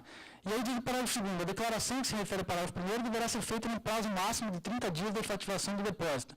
Então vejam, agora o que a lei penal está exigindo é que alguém, que em princípio não se sabe quem é, regulamente isso e diga que em 30 dias tem que declarar. Para qual finalidade? Bom, o Banco Central em princípio não tem intenção nenhuma de receber isso, a informação a cada 30 dias. Provavelmente, a meu ver, isso é para prevenir lavagem de dinheiro. Então, isso tem que ser melhor esclarecido qual é a finalidade dessa informação. Porque, antes só de falar de mercado de capitais, se a gente pegar lá o site do Banco Central, essa foi uma curiosidade que eu tinha, comecei a julgar esse caso, falei, bom, e o que o Banco Central quer com isso? Por que ele quer essa informação? Se vocês entrarem lá, em declaração de capitais brasileiros no exterior, o Banco Central fala que tem duas finalidades. A primeira é a posição internacional de investimento. O Banco Central precisa saber quanto valor os brasileiros têm no exterior para poder formular a sua política cambial. Basicamente, a ideia é a seguinte, olha, hoje nós temos um regime de intervenção direta do Banco Central. O Banco Central não limita a saída de dinheiro, mas eventualmente ele faz aqueles swaps cambiais, ele intervém vendendo ou comprando dólar para regular a oferta de dólar. Então, ele tendo essa informação, ele consegue se programar melhor para evitar crises cambiais ou eventuais ataques especulativos. Essa é uma finalidade que me parece legítima. Mas o Banco Central entende que só precisa saber essa informação no dia 31. Então não cabe ao aplicador da lei penal falar, não, o Banco Central não quer, mas eu acho que o sujeito teria que ter declarado em outro momento. E a outra finalidade que o Banco Central aponta é para prestar informações estatísticas para o FMI. Bom, essa realmente me parece que é uma finalidade que não pode ser garantida por meio de uma norma penal. Bom, e já caminhando para a última parte, falar sobre crimes contra o mercado de capitais.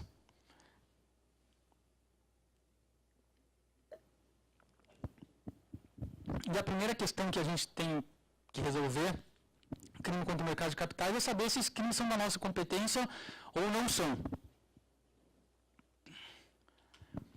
O artigo 109 da Constituição, que estabelece a nossa competência, ele diz, vou começar pelo inciso 6º, os crimes contra a organização do trabalho e, nos casos determinados por lei, contra o sistema financeiro e a ordem econômico-financeira. Então, a interpretação que se dá a esse dispositivo é que os crimes contra o sistema financeiro nacional, eles são de competência federal quando a lei disser que são.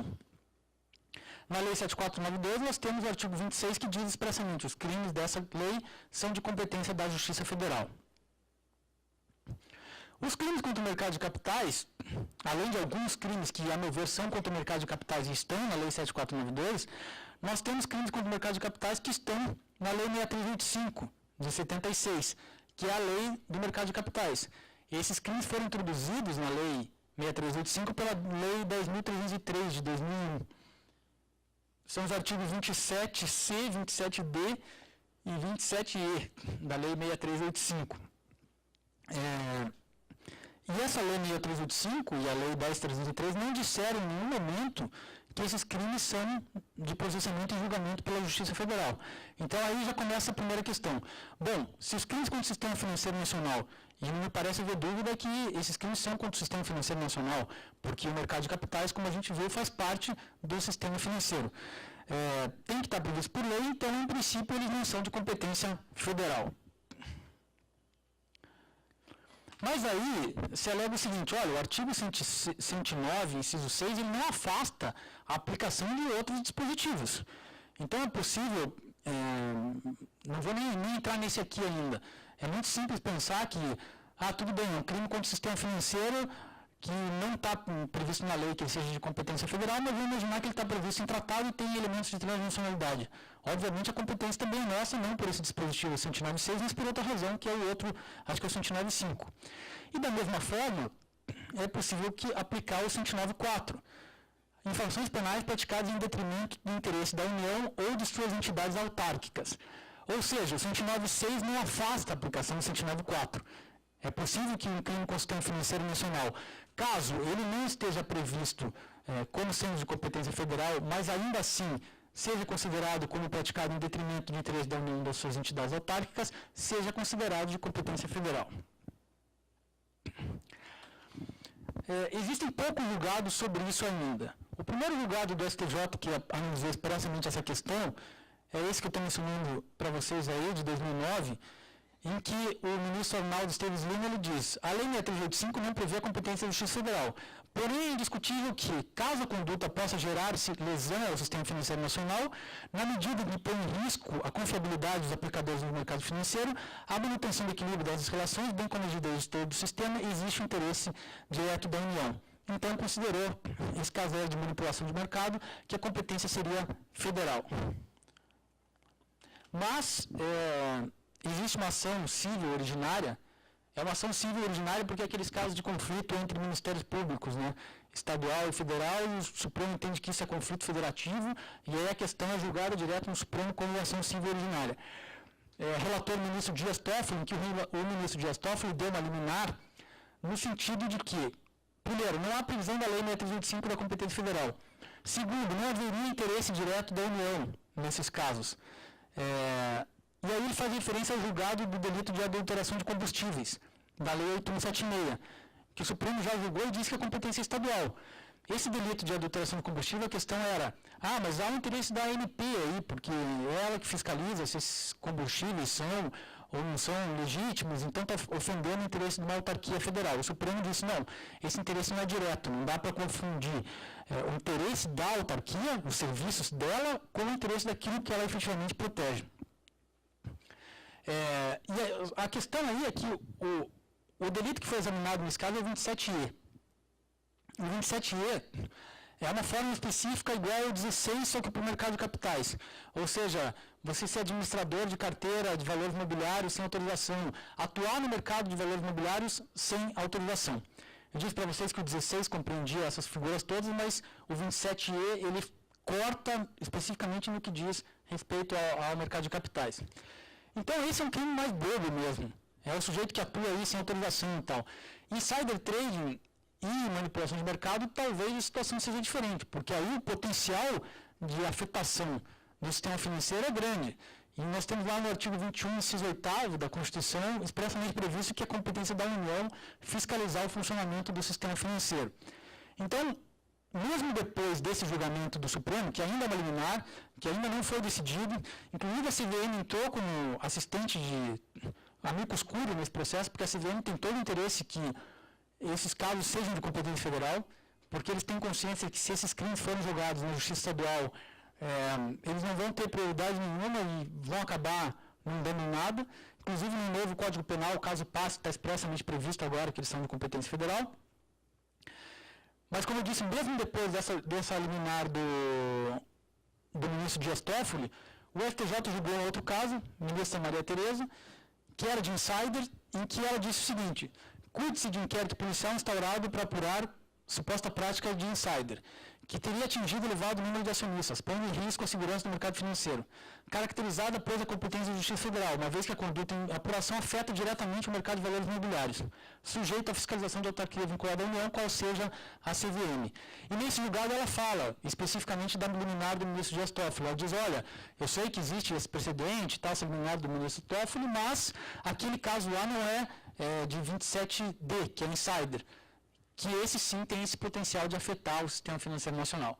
Enfim, é uma questão que está em aberto, nós ainda não temos certeza que a competência será nossa, mas o que nós temos até hoje são 2 julgados do STJ dizendo que a competência é nossa, um julgado do TRF3 dizendo que a competência é nossa. São os únicos casos que têm julgado sobre isso. E uma liminar do ministro Toffoli que ainda não foi apreciada pelo Supremo como um todo. Bom, aí sobre a criminalização dos delitos no âmbito do mercado de capitais.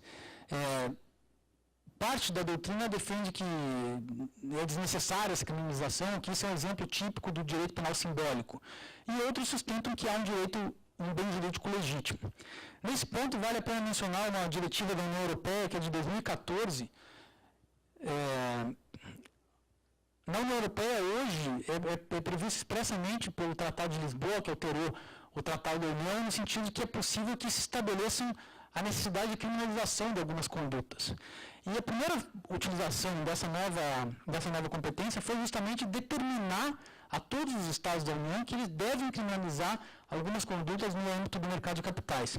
Essa diretiva de 2014, 57 de 2014 da União Europeia, prevê, considerando que as situações de abuso de mercado prejudicam a integridade dos mercados financeiros e a confiança do público nos valores imobiliários, é essencial que o cumprimento das normas relativas aos abusos de mercado, e aí por abuso de mercado entendem-se todos esses delitos que a gente vai ver depois no mercado de capitais, seja reforçado através de sanções penais. A previsão de infrações penais para as formas mais graves de abuso estabelece um limiar claro dos tipos de comportamento que devem ser considerados particularmente inaceitáveis e transmite ao público e aos potenciais infratores a mensagem de que esses são levados muito a sério pelas autoridades competentes.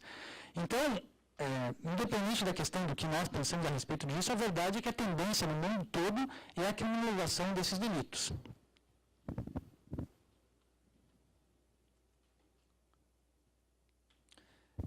Uma questão interessante que talvez vai chegar para nós ainda diz respeito ao bis in idem. Na União Europeia, também essa mesma diretiva que eu mencionei, ela prevê expressamente, ao aplicar a lei nacional que transporá a diretiva, os Estados-membros devem certificar-se que a imposição de sanções penais por infrações nos termos da diretiva e a imposição de sanções administrativas ao abrigo do regulamento não viole o bis in idem. Tem citado muito no âmbito da União Europeia a questão de saber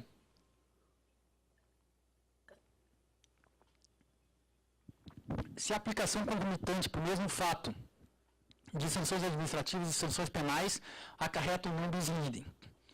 Para nós parece uma coisa estranha, porque nós tradicionalmente sempre pensamos, bom, independência das esferas, a esfera administrativa aplica uma sanção, a esfera penal aplica outra e acabou, não tem que se falar bis in idem aí. Em princípio eu também penso assim, ainda não fui convencido do contrário, mas vale a pena mencionar que no caso de 2014, julho de 2014, o caso chamado Grande Stevens, e quem tiver interesse é fácil de encontrar. Aliás, sobre tudo que eu estou mencionando aqui, depois eu vou deixar meu e-mail, se alguém quiser alguma referência, como encontrar esses julgados e tal, eu passo para vocês depois.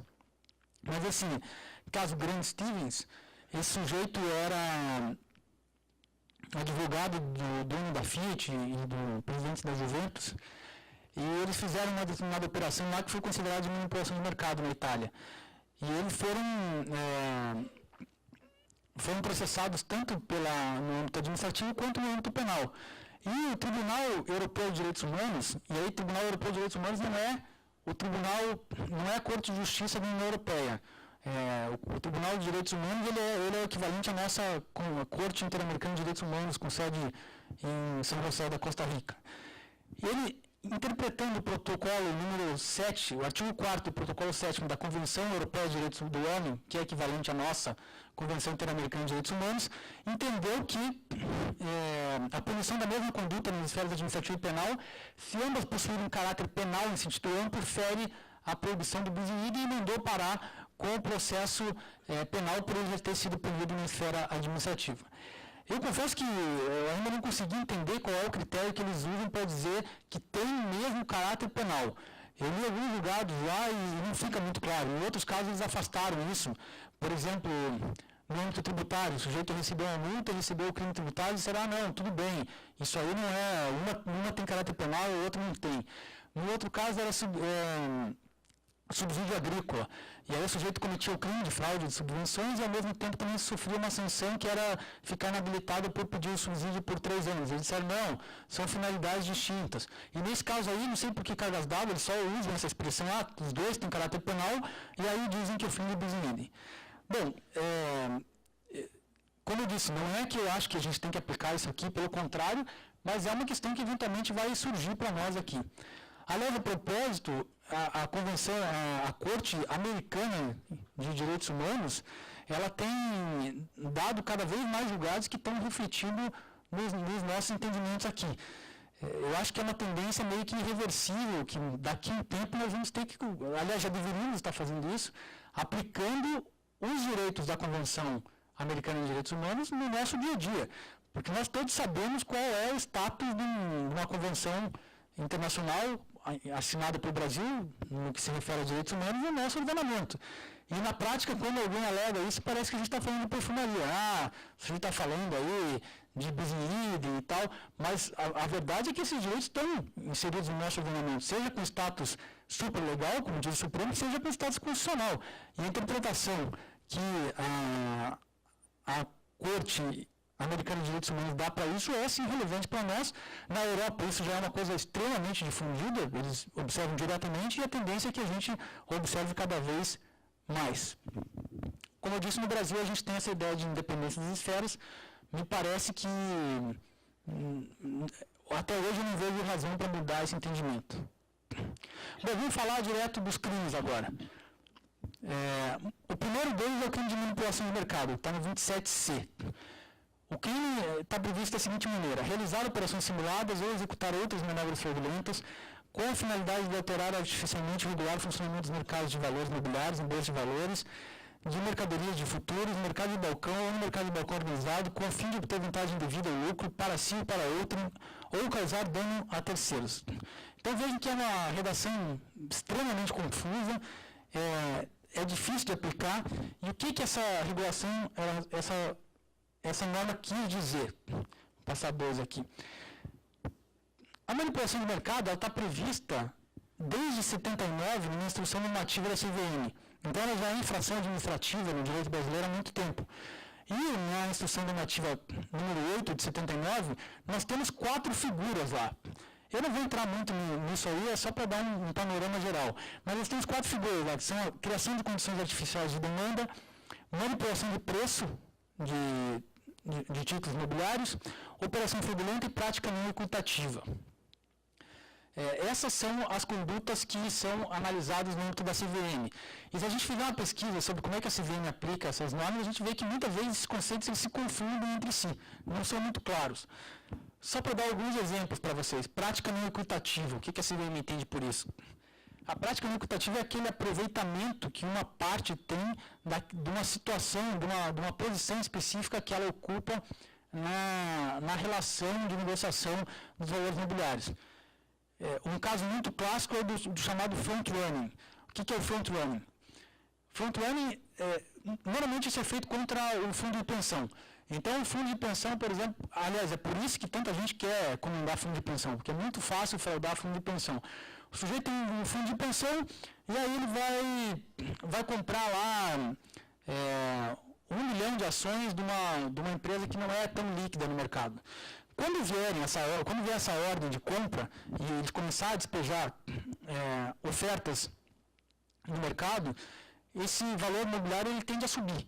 Então, o que significa o front-running? O front-running significa que ele dá a dica para uma outra pessoa sobre isso, essa outra pessoa vai lá e compra as ações que o fundo de pensão vai comprar depois, e assim que vem as ordens de compra posterior do fundo de pensão, ele vai pegar um preço maior, porque as ações já subiram, porque ele sabia disso antecipadamente. Então, aí qual é a defesa que é apresentada nos processos normalmente? Mas o fundo de pensão não teve prejuízo nenhum, isso aí não aconteceu nada.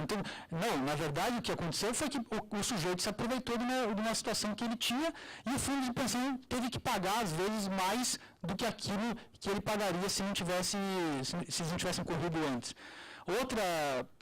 Outra situação comum, e essas situações normalmente são referidas pelos americanos, porque é de lá que vem essas práticas, são muito mais desenvolvidas, é o chamado churning.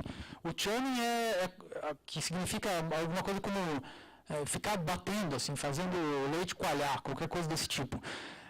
O churning é feito pelas corretoras. Eles ficam realizando mais operações do que necessário para gerar taxa de comissão de corretagem e com isso eles ganharem dinheiro. E assim por diante. Tem diversas situações em que isso pode ser realizado.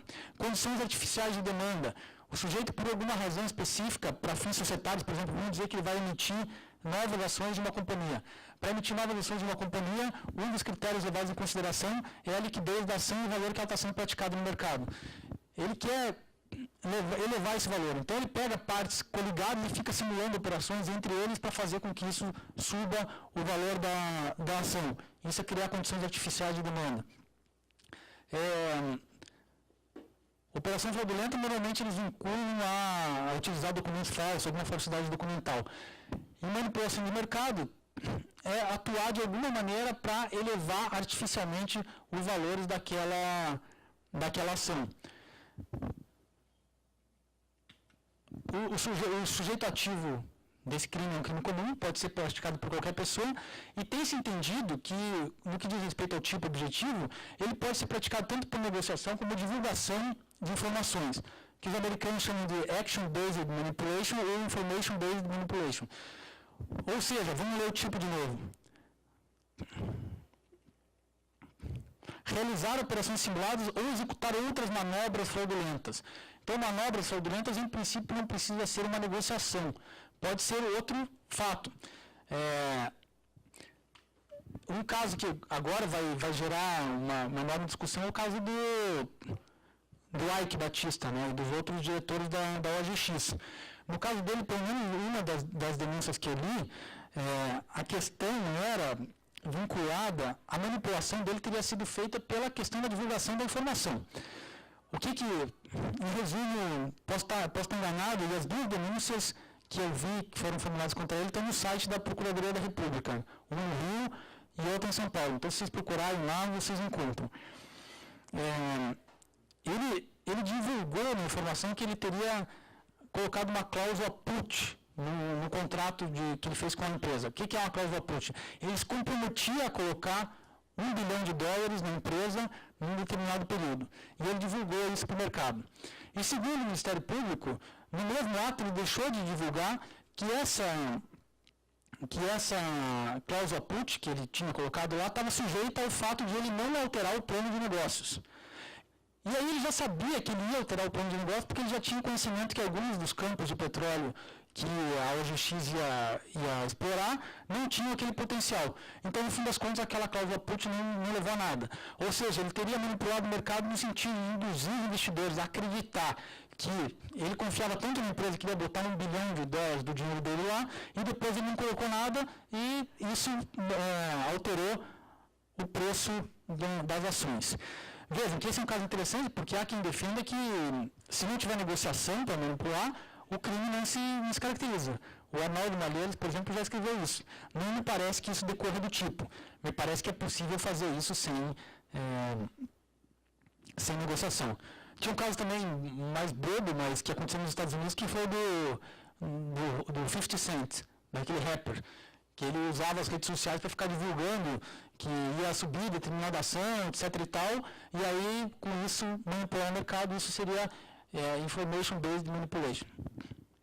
Bom, o crime é formal, no entendimento majoritário da doutrina, ou seja, independe da obtenção de resultado naturalístico. Não seria sequer necessário provar que o sujeito conseguiu alterar, por exemplo, o valor das ações. Basta que se prove que ele tentou. No âmbito da CVM, isso não é um caso criminal, mas, em princípio, o argumento seria o mesmo aí. Tem um caso curioso, que é uma tentativa de manipulação de preço de ações através de simulação de conversa em site mantido por corretora, destinado à troca de opinião entre seus usuários. Então, tinha um sujeito lá que ele criou 2 perfis dele, e aí ele conversava um com o outro, dizendo assim, olha, parece que essa ação aí vai subir. E aí o outro perfil dele respondia, eu tenho informação lá da CVM, que isso aí vai subir e tal. E aí isso foi identificado pela corretora, que indicou para a CVM e ele acabou sendo punido administrativamente. Bem, nesse caso, parece que a punição administrativa já foi suficiente, mas em tese, pela configuração formal do crime, ele estaria aí enquadrado. Bom, no novo Código Penal, o que é interessante ressaltar, primeiro que a redação está melhor, porque ela se limita a realizar operações simuladas ou executar menores fraudulentas destinadas a elevar, manter ou baixar a cotação de valor imobiliário, com o fim de obter vantagem devida, ou lucro para si ou para outro, ou causar dano da terceira. E aí a pena foi aumentada, hoje ela é de 1 a 8, ela foi de 4 a 8. Se vocês lerem as razões dessa alteração, eles consideram que é muito grave, fazem menção inclusive à diretiva da União Europeia. E o parágrafo único prevê que se houver obtenção da vantagem ilícita, a pena de prisão de 5 a 12. Então, se torna um crime realmente gravíssimo se vier a passar essa lei.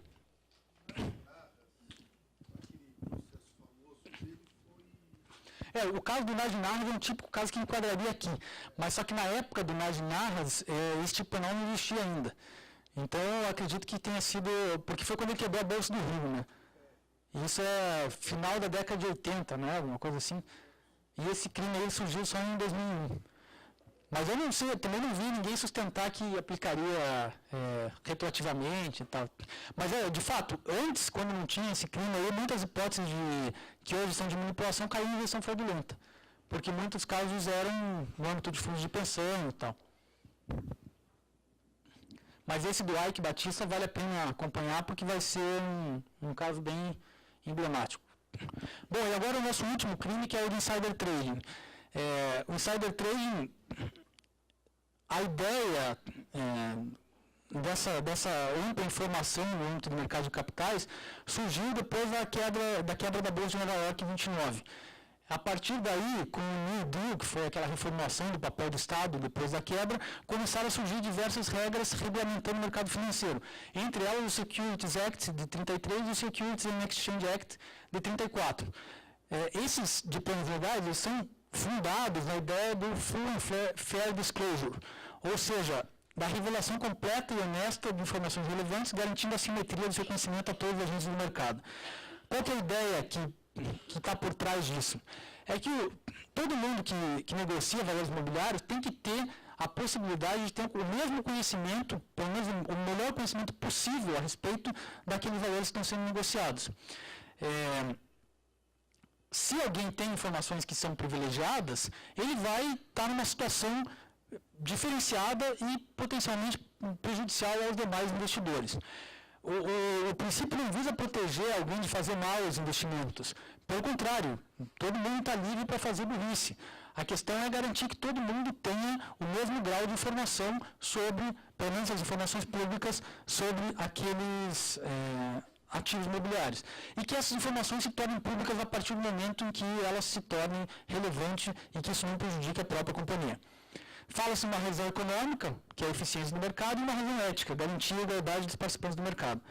Principalmente no que diz respeito à razão econômica, há autores americanos que contestam isso e dizem que o insider é bom porque ele é que torna as condições de participação no mercado mais fidedignas possível daquela informação que está difundida. Mas essa opinião é minoritária e em quase todo mundo o insider é considerado crime. Bom, a base do insider está nessa ideia, então, de dever de ampla informação. O artigo 157 da Lei das SA, ele prevê que, no parágrafo 4º, os administradores da companhia aberta são obrigados a comunicar imediatamente à Bolsa de Valores e a divulgar pela imprensa qualquer deliberação da Assembleia Geral ou dos órgãos de administração da companhia ou fato relevante ocorrido nos seus negócios, que possa influir de modo ponderável na decisão dos investidores do mercado de vender ou comprar valores imobiliários emitidos pela companhia. Então, se há alguma informação no âmbito da companhia que possa influir na decisão dos investidores de comprar ou vender as ações, é necessário que essa informação seja divulgada o mais rapidamente possível. O parágrafo 5º prevê uma exceção. Ele diz: os administradores podem recusar-se a prestar essa informação ou deixar de divulgá-la, se entenderem que sua revelação porá em risco o interesse legítimo da companhia, cabendo à CVM, a pedido dos administradores, de qualquer acionista ou por iniciativa própria, decidir sobre a prestação de informação e responsabilizar os administradores, se for o caso. Então, surgiu a informação ou fato relevante, tem que divulgar. Mas se a divulgação naquele momento for prejudicial à companhia, eles podem não divulgar naquele momento. Só que aí também eles não podem negociar, que é a ideia da regra do dos americanos, disclose or refrain from trading, ou seja, ou divulga o fato ou se abstém de negociar os papéis. O que ele não pode fazer é não divulgar, porque é do interesse da companhia, ao mesmo tempo começar a negociar os papéis. Então, diz o parágrafo 1º do artigo 155 da Lei das SA. Cumpre, ademais, aos administradores de companhia aberta guardar sigilo sobre qualquer informação que ainda não tenha sido divulgada para o conhecimento do mercado, obtido em razão do cargo e capaz de influir de modo ponderável na cotação de valores imobiliários, sendo-lhe vedado o valor da informação para obter para si ou para outro vantagem mediante compra ou venda de valores imobiliários. E o parágrafo 2º prevê que o administrador deve zelar para que essa violação não ocorra através de subordinados ou terceiros da sua confiança. Ou seja, então ele tem o dever de revelar. Então, logo ele saiba. Se aquilo puder ser prejudicial, ele não precisa revelar naquele momento, mas ele também não pode negociar. E, ao mesmo tempo, ele também tem que manter sigilo dessas informações para terceiros que não estão no âmbito da companhia. A lei da SA traz responsabilidade civil e administrativa para esses casos. Responsabilidade civil está no parágrafo 3º. A pessoa prejudicada em compra e venda de valores imobiliários, contratada com infração nesses dispostos no parágrafo 1º e 2º, tem direito de haver do infrator, ou seja, de quem negociou valores com informação privilegiada, indenização por perdas e danos, ao menos que ao contratar já conhecia essa informação.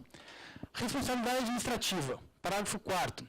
É vedada a utilização de informação relevante ainda não divulgada por qualquer pessoa que a ela tenha tido acesso, com a finalidade de oferir vantagem para si ou para outro no mercado de valores imobiliários. Veja aqui uma questão que eu vou mencionar porque é distinta do criminal. Está escrito que é vedada a utilização de informação relevante ainda não divulgada por qualquer pessoa que a ela tenha tido acesso.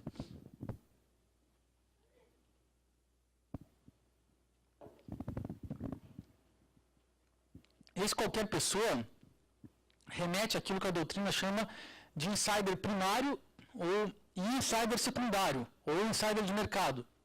Ou seja, não pode negociar nem aquela pessoa que tinha dever de sigilo, que tomou conhecimento no âmbito das suas funções de dever de sigilo, como também aquela pessoa que recebeu a informação, mesmo que não tenha vínculo nenhum da companhia, nenhum dos dois pode negociar, e os dois estão sujeitos à sanção administrativa pela CVM.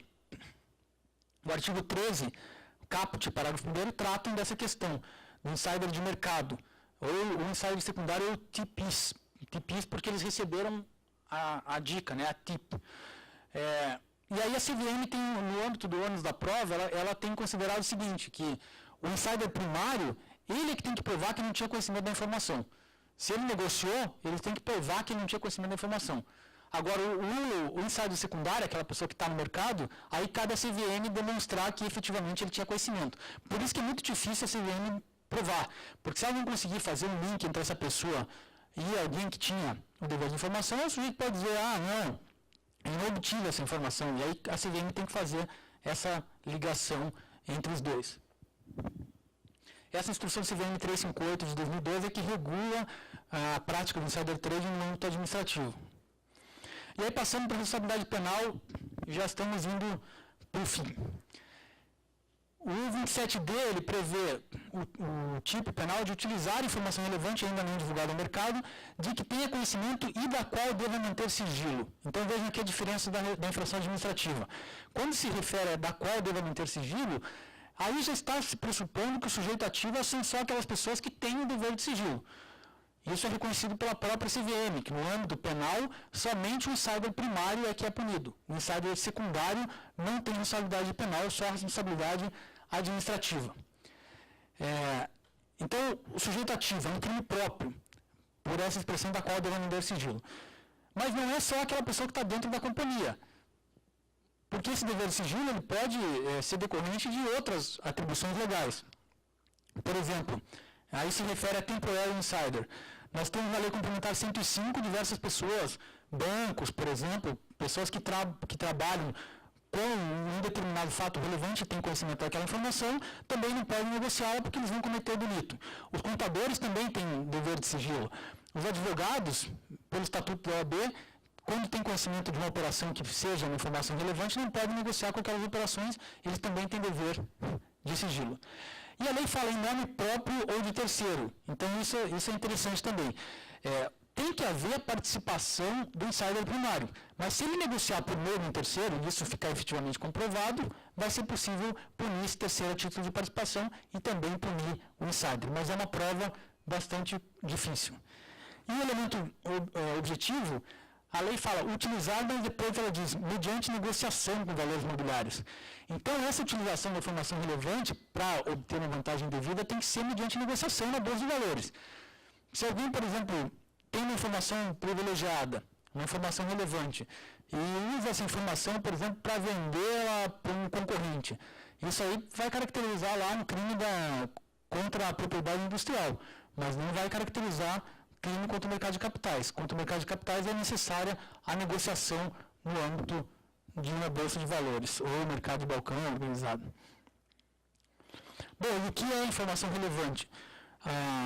Esse é um elemento normativo que encontra a definição no âmbito infralegal. A Instrução Normativa 358 de 2002, no artigo 2º, ela conceitua a informação relevante. Ela diz que considera-se relevante qualquer decisão de acionista controlador, deliberação da Assembleia ou órgãos de administração, ou qualquer outro fato ou ato de caráter político-administrativo, técnico, negocial ou econômico-financeiro, ocorrido ou relacionado a esses negócios que possa influir de modo ponderável na cotação dos valores imobiliários, na decisão dos investidores de comprar, vender ou manter os valores imobiliários e na decisão dos investidores de exercer quaisquer direitos inerentes à condição de titular dos valores imobiliários. Então vejam que é bastante amplo, são quaisquer atos que influenciem de alguma maneira na decisão do investidor, e o parágrafo único traz exemplos disso. E aí tem 22 exemplos lá, mas são efetivamente exemplos, pode haver outros. Então, por exemplo, a empresa vai fazer uma fusão ou uma aquisição de uma outra empresa. E assim por diante, são diversos exemplos. O único caso de insider que foi julgado até hoje foi julgado aqui no tribunal, o tribunal confirmou a condenação. Esse caso houve recurso especial extraordinário para o STJ e para o Supremo, principalmente no que diz respeito à questão da competência, que não foi apreciado ainda, e o tribunal condenou, é aquele caso da Perdigão e da Sadia, em que o tribunal condenou um diretor de relação com investidores e um conselheiro de administração da Sadia. O caso era o seguinte, a Sadia ia fazer uma oferta pública de aquisição de ações da Perdigão. E eles, sabendo que, obviamente, uma oferta pública de aquisição das ações elevaria a cotação dos valores da Perdigão, eles não compraram ações da Perdigão, eles compraram ADRs da Perdigão na Bolsa de Nova York. A ADR é como se fosse um espelho da ação brasileira mantida na Bolsa de Nova York. Várias empresas no mundo fazem isso. Então, é um título que reflete uma ação que não é negociada na Bolsa de Nova York, eles negociam lá por meio de ADRs. E o TRF aqui condenou por essa utilização. E o interessante, entre outras questões dessa decisão, primeiro, confirmou a competência federal nesse julgado. Segundo, confirmou que se trata de crime formal, independe da obtenção de vantagem. Nesse caso, eles obtiveram vantagem, então a obtenção da vantagem pode ser utilizada na dosimetria da pena. Outra questão relevante foi essas questões que eu mencionei todas para vocês, do que é fato relevante. O tribunal considerou que o que se considera aplicável é a Instrução Normativa 358. Quanto à questão do sujeito ativo, não havia muita dúvida, porque eles eram, de fato, pessoas que tinham dever de sigilo. E o interessante também foi a questão do dano moral coletivo. O Ministério Público havia pedido dano moral coletivo e o tribunal condenou os insiders ao pagamento de dano moral coletivo. Então, eles foram condenados à pena de prisão que foi substituída por prestação de serviços e por inabilitação para o exercício de cargos de administração em sociedades abertas, aplicou a multa de 1 a 3 vezes o valor da vantagem obtida e aplicou também um dano moral coletivo com base lá no artigo 386, né, que fala da condenação, da sentença condenatória, tem efeito também de fixar o valor mínimo de indenização e aplicou o dano moral coletivo. Bom, e aí, para finalizar, no novo Código Penal, o 367 agora passa a prever que o crime é utilizar a informação relevante e não divulgada, de que tem conhecimento e que seja capaz de propiciar para si ou para outro vantagem devida, mediante negociação não imprópria de terceiro com valores imobiliários. Ou seja, agora o insider secundário, se passar, né, esse Código Penal, também será punido. Não vai ficar restrito mais ao insider primário, também o secundário será punido. E o parágrafo único prevê que incorre na mesma pena quem repassa informação sigilosa referente a fato relevante a que tem acesso em razão da função ou posição que ocupe. Vejam, hoje não está previsto isso. Vários ordenamentos, Portugal, por exemplo, Estados Unidos, criminalizam a conduta de quem simplesmente detém a informação e repassa. Hoje isso não está previsto. Hoje só o que é crime é utilizar essa informação.